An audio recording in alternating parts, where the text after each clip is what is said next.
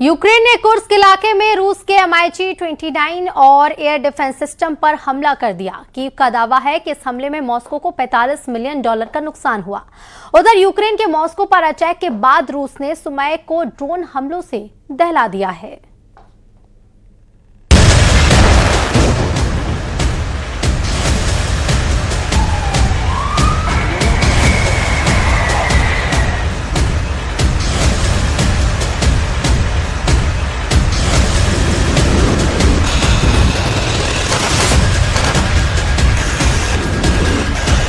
Moscow से 700 kilometre दूर Ukraine के सुमाई में सबसे भयानक ड्रोन हमला किया। हमले के बाद भी मॉस्को के ड्रोन इलाके में मंडराने लगे और यूक्रेन के फायर फाइटर के लिए रेस्क्यू ऑपरेशन चलाना मुश्किल हो गया। 2024 की गर्मियों के बाद से ही रूस लगातार इस इलाके पर गोलीबारी कर रहा है। अब मॉस्को ब्रिगेड ड्रोन हमलों से इसे जला रहा है। रूस का यह हमला तब सामने आया है जब जेलेंस्की ने दावा किया था कि उसके ड्रोन ने मॉस्को में लॉजिस्टिक और तेल ठिकानों पर अटैक किए। 2026 में रूस उत्तरी यूक्रेन और खासकर सुमाई और खार्किव को टारगेट कर रहा है। वो इस इलाके में इजराइल के वॉर पैटर्न्स पर बफर जोन बनाने की कोशिश कर रहा है। ग्राउंड ऑपरेशन में बड़ी कामयाबी नहीं मिलने के बावजूद वो ड्रोन और ग्लाइड बॉम्ब और रूसी सेना की छोटी यूनिट के जरिए इस इलाके में दबाव बनाने में जुटा है।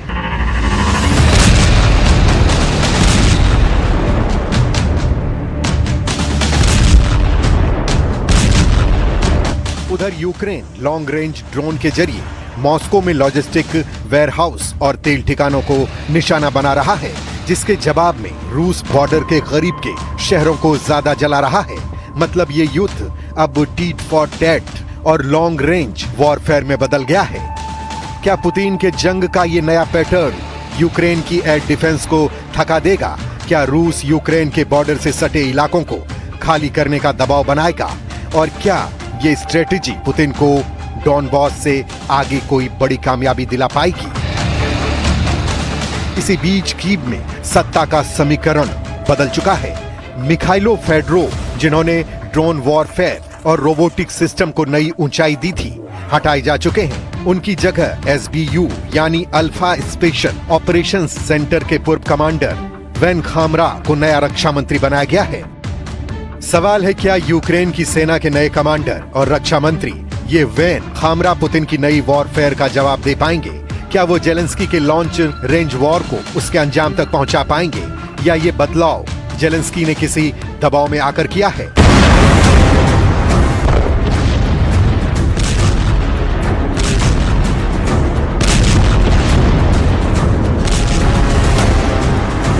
ऐसे यूक्रेन का पूरा फोकस अभी लॉन्ग रेंज वॉरफेयर में बदल गया है।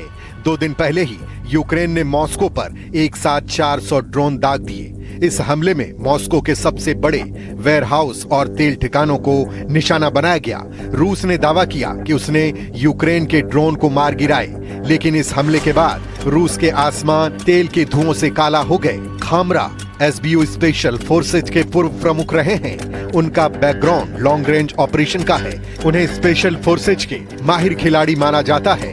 वो यूक्रेन की उस यूनिट को कमांड कर चुके हैं जिन्होंने फ्रंट लाइन पर सबसे सटीक हमले किए। खामरा की तारीफ खुद जेलेंस्की कर चुके हैं। मतलब जेलेंस्की चाहते हैं कि यूक्रेन के नए रक्षा मंत्री न सिर्फ यूक्रेन के डिफेंस मिनिस्ट्री को संभाले, बल्कि यूक्रेन की लॉन्ग रेंज ताकत और एक्शन पर तेजी से काम करें। लेकिन यूक्रेन रूस जंग तो दोनों देशों की सीमा से ज्यादा दूर चली गई है।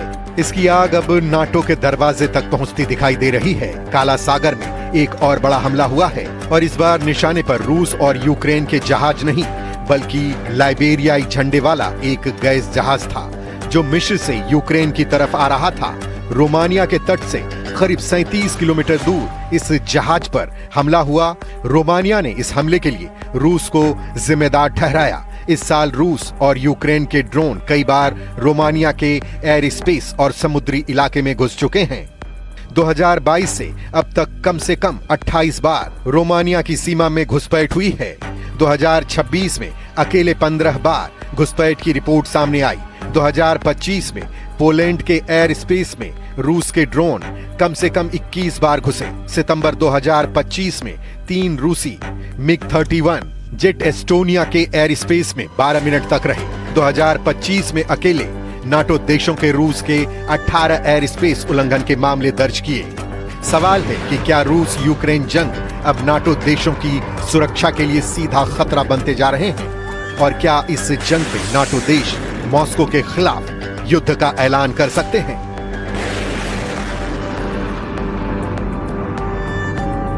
Росія давно має змогу перейти до дипломатії і завершити свою агресію. І саме відмови російського керівництва та їхнє бажання воювати є причиною, чому війна триває. Тільки в цьому році ми вже десятки разів виходили на Росію з пропозиціями зупинити цю війну. У відповідь були ऐसे जेलेंस्की बार बार दुनिया को ये संदेश देने की कोशिश कर रहे हैं कि जंग रोकने का रास्ता आज भी खुला है, लेकिन उनका आरोप है कि पुतिन बातचीत नहीं बल्कि युद्ध को और लंबा करना चाहते हैं। यही वजह है कि हर गुजरते दिन के साथ रूस यूक्रेन युद्ध का दायरा बढ़ता जा रहा है। ड्रोन की मारक दूरी बढ़ रही है, हमलों के नए पैटर्न बन रहे हैं और अब इसका असर सिर्फ फ्रंट लाइन तक नहीं बल्कि पूरे यूरोप की सुरक्षा पर दिखाई देने लगा है। रूस यूक्रेन जंग अब फ्रंटलाइन से ज्यादा लॉन्ग रेंज वॉर में बदल गई है। हर दिन सैकड़ों ड्रोन की तैनाती हो रही है। तेल डिपो, वेयरहाउस और लॉजिस्टिक हब सबसे बड़े टारगेट। बॉर्डर शहरों पर लगातार दबाव बनाए जा रहे हैं। ब्लैक सी में कॉमर्शियल जहाजों को टारगेट किया जा रहा है।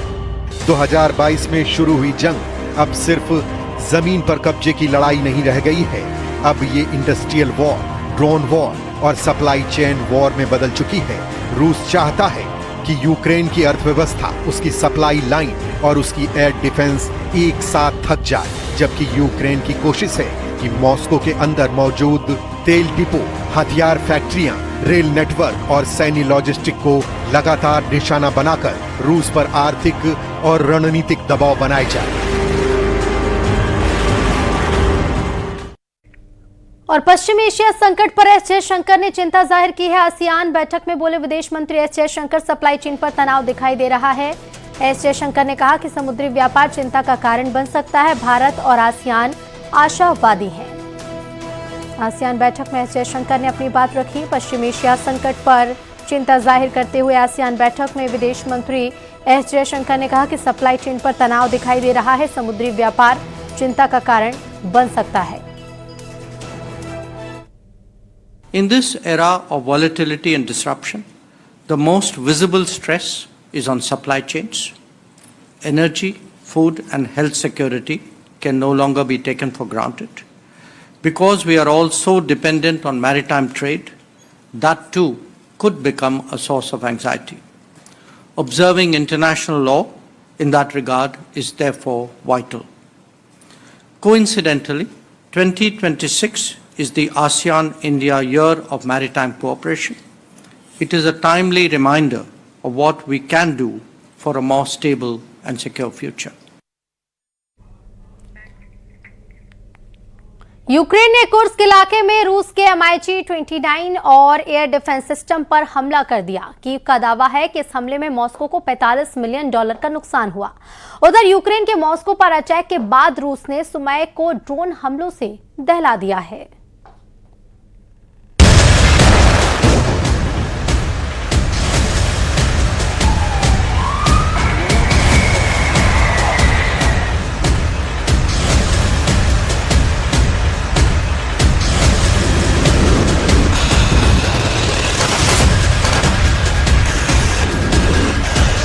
मॉस्को से 700 किलोमीटर दूर यूक्रेन के सुमई में सबसे भयानक ड्रोन हमला किया। हमले के बाद भी मॉस्को के ड्रोन इलाके में मंडराने लगे और यूक्रेन के फायर फाइटर के लिए रेस्क्यू ऑपरेशन चलाना मुश्किल हो गया। 2024 की गर्मियों के बाद से ही रूस लगातार इस इलाके पर गोलीबारी कर रहा है। अब मॉस्को ब्रिगेड ड्रोन हमलों से इसे जला रहा है। रूस का यह हमला तब सामने आया है जब जेलेंस्की ने दावा किया था कि उसके ड्रोन ने मॉस्को में लॉजिस्टिक और तेल ठिकानों पर अटैक किए। 2026 में रूस उत्तरी यूक्रेन और खासकर सुमय और खार्किव को टारगेट कर रहा है। वो इस इलाके में इजराइल के वॉर पैटर्न्स पर बफर जोन बनाने की कोशिश कर रहा है। ग्राउंड ऑपरेशन में बड़ी कामयाबी नहीं मिलने के बावजूद वो ड्रोन और ग्लाइड बॉम्ब और रूसी सेना की छोटी यूनिट के जरिए इस इलाके में दबाव बनाने में जुटा है।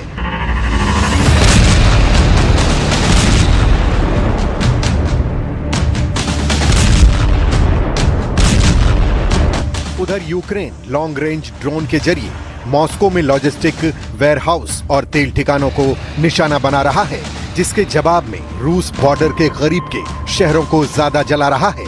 मतलब ये युद्ध अब टीट फॉर टैट और लॉन्ग रेंज वॉरफेयर में बदल गया है।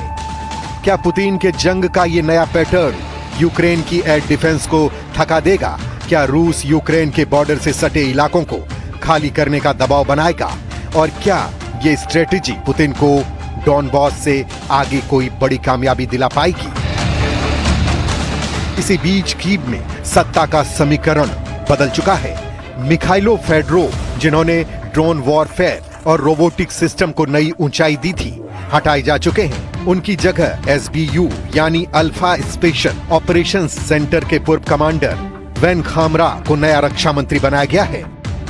सवाल है, क्या यूक्रेन की सेना के नए कमांडर और रक्षा मंत्री ये वेन खामरा पुतिन की नई वॉरफेयर का जवाब दे पाएंगे? क्या वो जेलेंस्की के लॉन्च रेंज वॉर को उसके अंजाम तक पहुंचा पाएंगे, या ये बदलाव जेलेंस्की ने किसी दबाव में आकर किया है?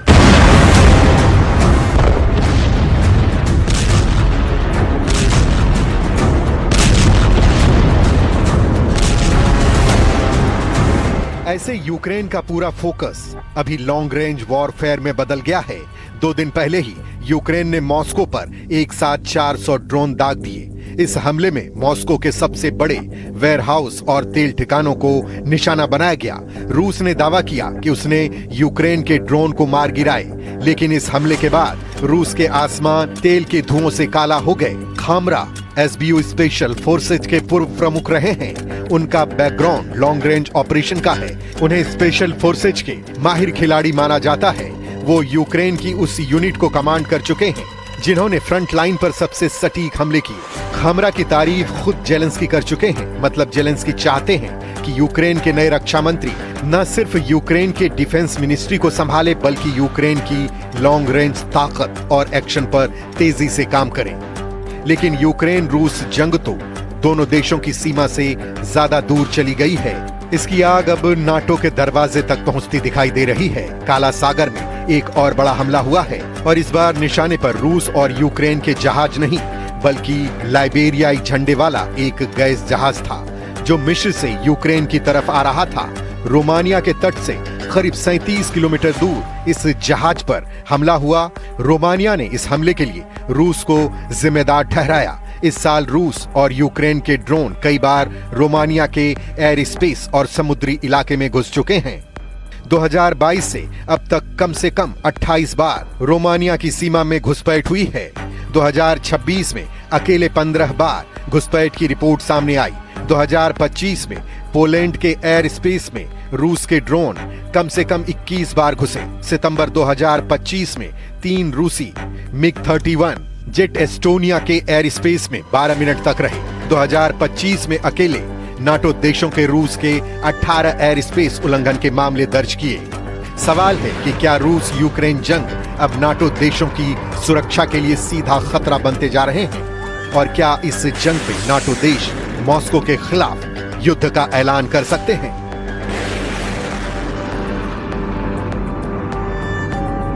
Росія давно має змогу перейти до дипломатії і завершити свою агресію. І саме відмови російського керівництва та їхнє бажання воювати є причиною, чому війна триває. Тільки в цьому році ми вже десятки разів виходили на Росію з пропозиціями зупинити цю війну. У відповідь були ऐसे जेलेंस्की बार बार दुनिया को ये संदेश देने की कोशिश कर रहे हैं कि जंग रोकने का रास्ता आज भी खुला है, लेकिन उनका आरोप है कि पुतिन बातचीत नहीं बल्कि युद्ध को और लंबा करना चाहते हैं। यही वजह है कि हर गुजरते दिन के साथ रूस यूक्रेन युद्ध का दायरा बढ़ता जा रहा है।